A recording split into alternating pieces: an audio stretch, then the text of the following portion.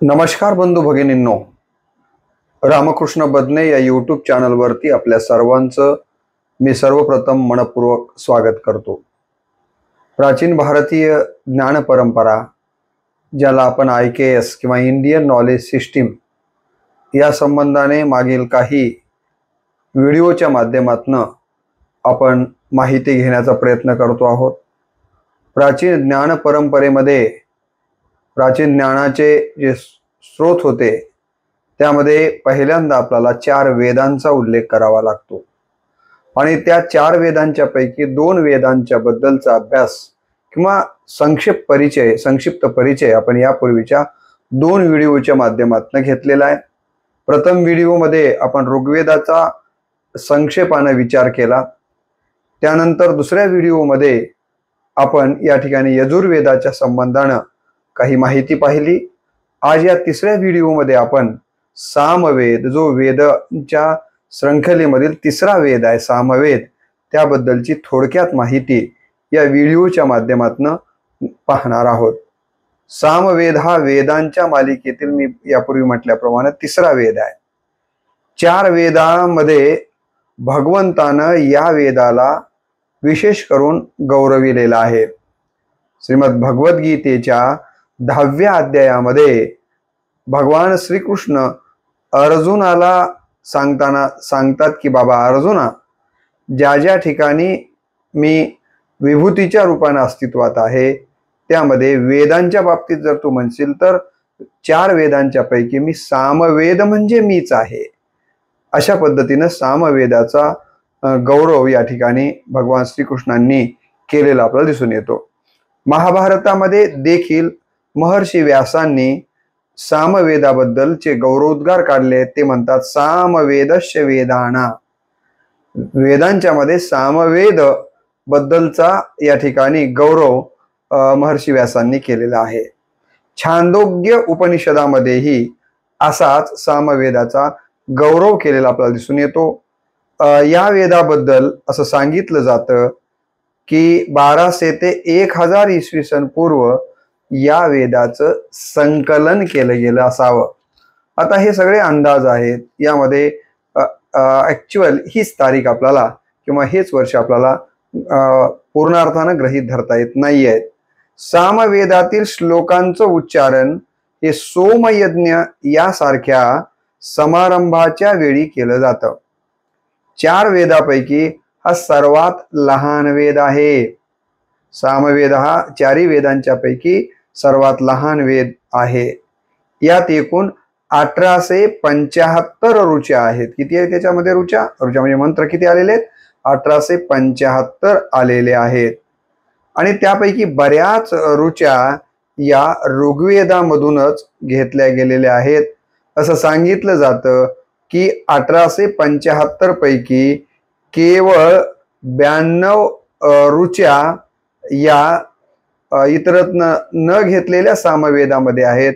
अन्यथा या 92 काही ठिकाणी 75 असं म्हटलं गेलेलं आहे की 75 ऋचा या ओरिजिनल सामवेदातल्या आहेत आणि बाकी मग बाहेरच्या ऋचा यामध्ये आलेल्या आहेत।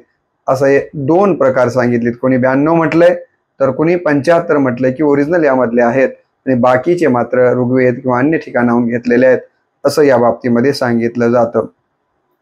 या श्लोकांच्या बद्दल देखील इथे एक मत नाही आहे, वेगवेगळे मत इथं मांडले गेलेले आहेत। या सामवेदातले बरेच श्लोक हे ऋग्वेदाच्या 8व्या व 9व्या मंडलातून घेतलेले आहेत। सामवेदामध्ये जे अनेक ऋचा आलेले आहेत, श्लोक आलेले आहेत, ते ऋग्वेदातल्या 8व्या आणि 9व्या मंडलातनं इथं घेतले गेलेले आपल्याला दिसून येतात।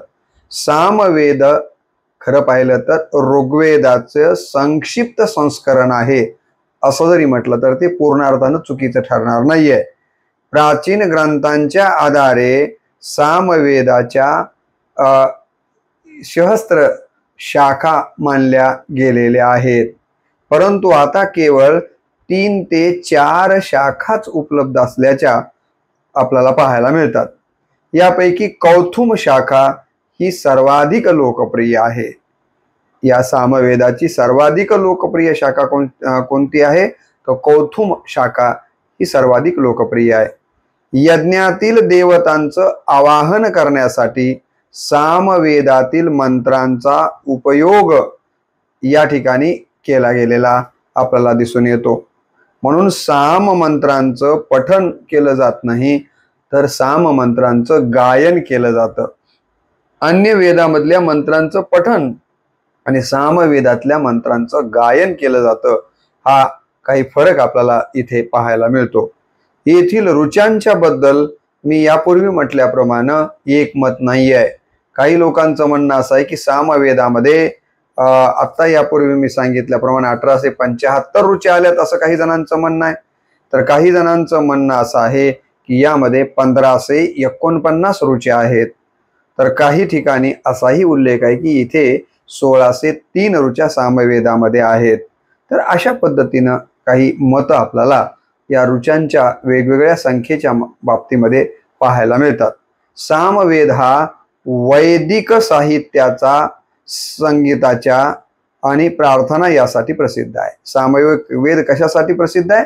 सामवेद हा वैदिक साहित्याच्या, संगीत आणि प्रार्थना यासाठी प्रसिद्ध आहे. म्हणजे या सामवेदामध्ये वैदिक संगीत आपल्याला पाहायला मिळतं आणि वैदिक कालीन प्रार्थना देखील आपल्याला या सामवेदामध्ये पाहायला मिळतात. सामगायन किंवा संगीत असा साम या शब्दाचा अर्थ होतो गायन किंवा संगीत. सामवेद हा जो शब्द आलेला आहे ना, त्याचा विग्रह केल्यानंतर काय लक्षात येतं? साम म्हणजे गायन किंवा संगीत आणि वेद म्हणजे ज्ञान. म्हणजेच गायनाचं ज्ञान किंवा संगीताचं ज्ञान जिथे प्राप्त होतं, ज्या वेदामध्ये प्राप्त होतं, त्या वेदाला आपण काय म्हटलं पाहिजे? तर सामवेद म्हटलं पाहिजे. असा याचा अर्थ आपल्याला या शब्दावरून देखील घेता येतो. याला भारतीय संगीताचा आद्य ग्रंथ मानलं गेलेला आहे. भारतीय संगीताचा प्रारंभ जर कुठून झाला असं आपल्याला कोणी विचारलं तर आपण सांगितलं पाहिजे की सामवेदापासनं भारतीय संगीताचा प्रारंभ झालेला आहे. सामवेदामध्ये प्रामुख्यानं 2 खंड आपल्याला पाहायला मिळतात. सामवेदामध्ये किती खंड पाहायला मिळतात? 2. पहिला खंड आहे पूर्वार्चिका, त्यालाच पहिला खंड म्हटलेला आहे. काय नाव आहे त्याचं? पूर्वार्चिका. आणि यामध्ये एकूण 4 अध्याय आलेले आहेत या पहिल्या खंडामध्ये. आणि प्रत्येक अध्यायामध्ये वेगवेगळ्या देवतांच्या स्तुतीचे मंत्र किंवा ऋचा आलेल्या आहेत या 4 अध्यायांच्या मध्ये. हा खंड मूलतः ऋग्वेदातील मंत्रांवर आधारित आहे. ऋग्वेदातले मंत्रावर आधारित हा खंड आहे, परंतु त्यात संगीतमय बदल केले गेलेले असल्यामुळं एकदम ऋग्वेदासारखं जशाच्या तसं इथं आलंय असं नाही आहे. तर त्याला संगीताची जोड दिली गेलेली आपल्याला इथे हा बदल पाहायला मिळतो. आता या जे पूर्वार्चिका किंवा पहिल्या खंडामध्ये जे 4 अध्याय आलेले आहेत त्या 4 अध्यायांचा देखील आपण संक्षेपानं त्यात काय आलंय याचा विचार आपण इथं करूया. त्यातला जो पहिला अध्याय आहे ज्याला आपण प्रथम अध्याय म्हणतो, या अध्यायामध्ये अग्नी देव, इंद्रदेव आणि सोम यांची स्तुती करणारे मंत्र यातल्या पहिल्या अध्यायामध्ये आपल्याला पाहायला मिळतात. यातला जो दुसरा अध्याय आहे या पूर्वार्चिकामधला, त्याच्या दुसऱ्या अध्यायामध्ये यम देव, विष्णुदेव आणि अन्य देवतांचे स्तोत्र इथे आपल्याला अभ्यासायला मिळतात. यात यमाला मृत्यू लोकाचा अधिपती मानलं गेलेलं आहे. यम कोण आहे? तर या मृत्यू लोकाचा अधिपती असं सांगितलं गेलेलं आहे. विष्णूच्या 3 पावलांचा जो आपल्याला माहिती आहे, वामन अवताराच्या माध्यमातून 3 पाऊल जमीन मागितलेली त्याचा वर्णन या ठिकाणी आलेलं आपल्याला दिसतं. म्हणजे विष्णूंनी 3 पावलामध्ये हे विश्व प्रादाक्रांत केलं वर्णन या ठिकाणी आपल्याला दुसऱ्या अध्यायामध्ये पाहायला मिळतं. तिसरा अध्याय ज्याला आपण तृतीय अध्याय म्हणतो, यामध्ये इंद्र वायूचं स्तोत्र आहे. यामध्ये इंद्राचं आणि वायूचं स्तोत्र आहे. इंद्राच्या वीरतेचे आणि वायूच्या गतिशीलतेचे यामध्ये वर्णन आलेलं आहे. इंद्राला मृत्यू लोकाचा अधिपती मानलं गेलेलं आहे. तर त्या अध्यायामध्ये काय सांगितलं गेलं तर इंद्र हा मृत्यू लोकाचा अधिपती आहे. आणि इथे जो 4था अध्याय आलेला आहे या अध्यायामध्ये वायू अश्विनी कुमार आणि रुद्र यांचे स्तोत्र आलेले दिसतात. रुद्राच्या स्तोत्रात त्याच्या रौद्र आणि शांत स्वरूपाचं वर्णन केलं गेलेलं आहे. रुद्राला विश्वाच्या संहारकर्ता मानलं गेलेलं आहे. रुद्राला काय म्हटलं गेलंय तर रुद्राला विश्वाचा संहारकर्ता म्हटलं गेलेलं आहे. आता या सामवेदातला जो दुसरा खंड आहे ज्याला इथे उत्तरार्चिका म्हटलं जातं, हे आपण यापूर्वी बघितलं. पूर्वार्चिका पहिला खंड आणि उत्तरार्चिका दुसरा खंड असे सामवेदाचे दोन खंड आपल्याला पाहायला मिळतात. आतापर्यंत आपण पहिल्या खंडाबद्दल पाहिलं, आता उत्तरार्चिकाबद्दल या ठिकाणी पाहायचं आहे. यात 7 अध्याय आलेले आहेत. यातील मंत्र हे यज्ञाच्या विशिष्ट प्रसंगी गायले जाणारे असतात. यात आलेले मंत्र कसे आहेत तर यज्ञाच्या विशिष्ट प्रसंगी गायले जाणारे मंत्र इथे आले आपल्याला दिसतात. प्रथम अध्यायापासून ते 4थ्या अध्यायापर्यंत विविध यज्ञामध्ये म्हटले जाणाऱ्या मंत्र इथे आलेले आहेत. आणि 5वा जो अध्याय इथे या ठिकाणी आलेला आहे उत्तर अर्चिकामध्ये, त्यामध्ये सरस्वती आणि प्रजापती यांच्या स्तोत्रांचा समावेश आहे. सरस्वती जिला आपण विद्येची देवता मानतो, सरस्वती ही ज्ञान, कला आणि वाणीची देवी आहे असं सामवेद सांगतो. म्हणजे सरस्वतीचं वर्णन कुठे आलेलं आहे पहिल्यांदा तर ते सामवेदामध्ये आलेलं आहे. आणि सामवेद हे सरस्वतीला ज्ञानाची, कलेची आणि वाणीची देवी मानतो. आणि तिच्या स्तोत्रात तिच्या ज्ञानाच्या शक्तीचं वर्णन आलेलं आपल्याला इथं वाचायला मिळतं. त्यानंतर या उत्तरार्चिकेमधला जो 6वा अध्याय आहे, 6ष्टम अध्याय, यामध्ये सूर्याचं, चंद्राचं आणि अन्य निसर्ग देवतांचं वर्णन मंत्रांच्या माध्यमातून केलेलं दिसतं. इथे 7वा जो अध्याय आलाय, 7मा अध्याय, यात यज्ञाच्या समाप्तीसाठी जो प्रत्येक यज्ञाच्या समाप्तीला शांती मंत्र म्हटला जातो त्या मंत्राचा उल्लेख इथं आहे, जो की विश्व कल्याणासाठी शांती शांती शांती असा जो आपण मंत्र उच्चारतो तो मंत्र इथे आलेला आपण पाहू शकतो. सामवेदामध्ये सर्वाधिक ग्रामगेय किंवा गायन विशेष गाणी आपल्याला पाहायला मिळतात. अरण्यगांमध्ये धोकादायक आणि निषिद्ध रागांचं संकलन करण्यात आलेलं आहे. धोकादायक राग आणि निषिद्ध राग काही असतात तर त्या रागांचं संकलन कुठे आपल्याला सामवेदामध्ये दिसतं तर अरण्यगांमध्ये आपल्याला याचं संकलन पाहायला मिळतं. सामवेदात एकूण 45 देवतांची प्रार्थना आपण पाहू शकतो. या सामवेदामध्ये किती देवतांची प्रार्थना केलेली आहे तर 45 देवतांची प्रार्थना किंवा त्याच्या संबंधानं मंत्र आलेले आहेत.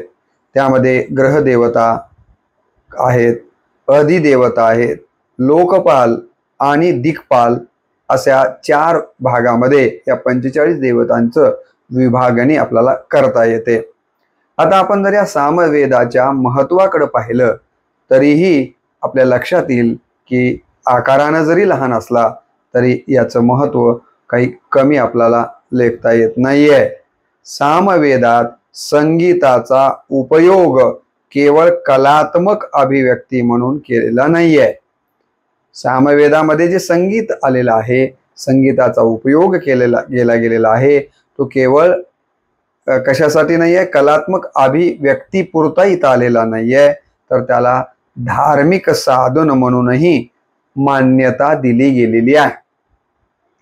कलात्मकतेच्या दृष्टिकोनात या संगीताकडे इथला बघायचं नाहीये, तर त्याला धार्मिक मान्यता देखील इथे असलेल्या संगीताला आहे, हे इथं लक्षात घेणं गरजेचं आहे.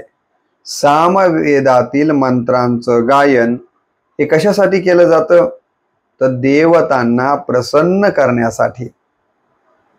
आणि गायनाची कला, गायनाने माणूस लवकर प्रसन्न होतो. गद्यापेक्षा पद्याची ताकद ही मोठी आहे आणि पद्य ही जर गेयी असेल तर त्याचा परिणाम निश्चितपणे लवकर होतो. आणि म्हणून देवतांना प्रसन्न करण्यासाठी या ठिकाणच्या आपल्याला माहिती आहे की सामवेदातील मंत्रांचं गायन केलं जातं. आणि अशा पद्धतीचं गायन जेव्हा यज्ञाच्या वातावरणात जर केलं गेलं तर निश्चितपणे तिथे आध्यात्मिक ऊर्जा निर्माण झाल्याशिवाय राहत नाहीये. आणि आध्यात्मिक ऊर्जा निर्माण करण्याचं काम या सामवेदातल्या मंत्रांच्या गायनामधनं निर्माण होतं. हे आपल्याला कधीही लक्षात ठेवणं महत्वाचं आहे. कधीही ते आपल्याला विसरता येण्यासारखं नाहीये. भारतीय शास्त्रीय संगीताचा उगम जर कुठून झाला असेल तर तो सामवेदापासूनच झालेला आहे.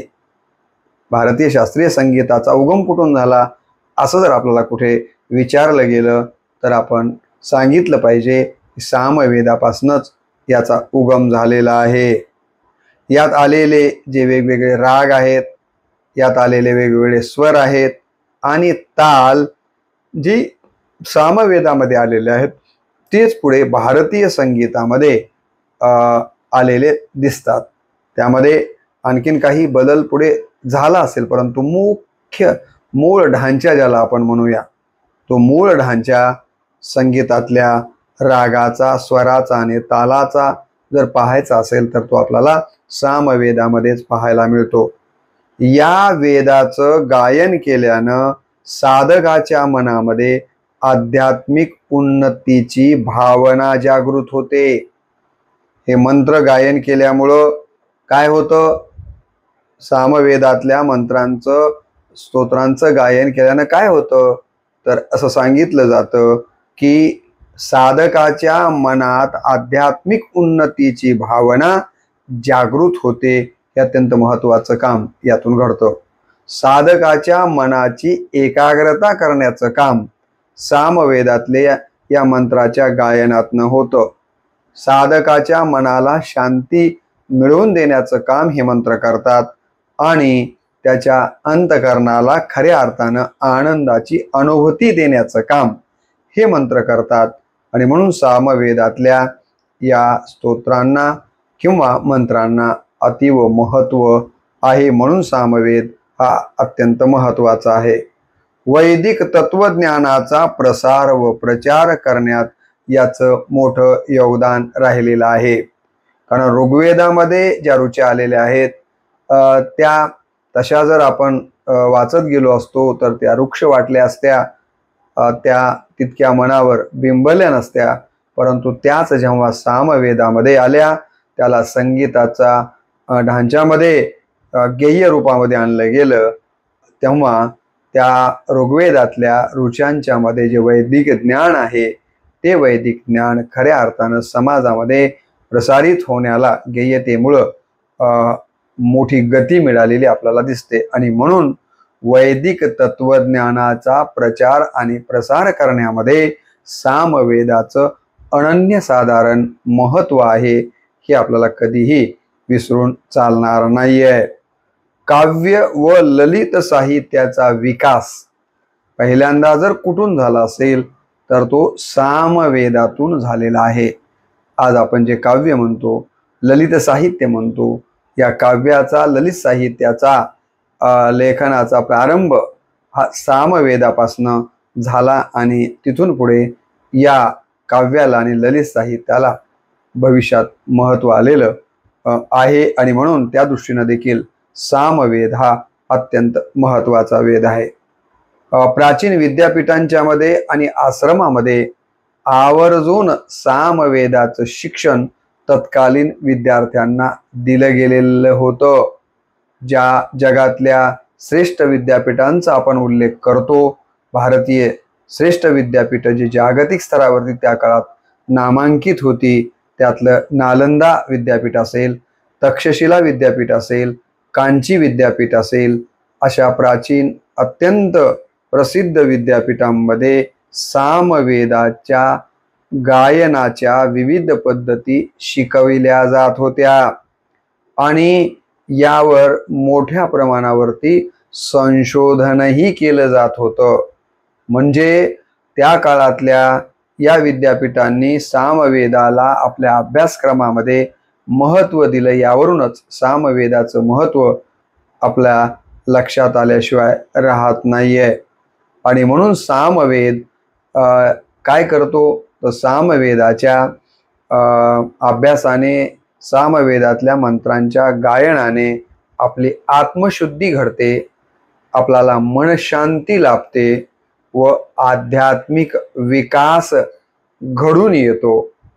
आणि म्हणून आत्मशुद्धी, मनशांती आणि आध्यात्मिक विकास ही त्रिसूत्री मानवाच्या विकासासाठी अत्यंत महत्त्वाची आहे। आणि ही त्रिसूत्री खऱ्या अर्थानं सामवेदाच्या सहवासात गेल्यानं, सामवेदाच्या अभ्यासातनं, सामवेदातल्या मंत्रांच्या गायनानं प्राप्त होते। असं हे सामवेदाचं भारतीय या ठिकाणी संस्कृतीमध्ये अनन्यसाधारण महत्त्व आहे।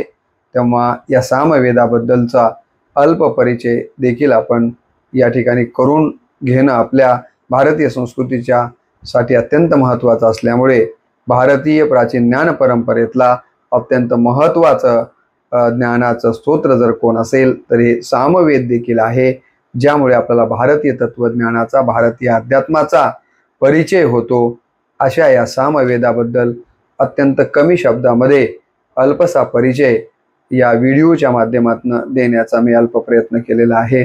प्रयत्न आवडला असेल तर त्याबद्दलचं आपलं मत नोंदवावं एवढीच नम्र अपेक्षा व्यक्त करतो आणि या व्हिडिओला इथंच पूर्णविराम देतो। नमस्कार।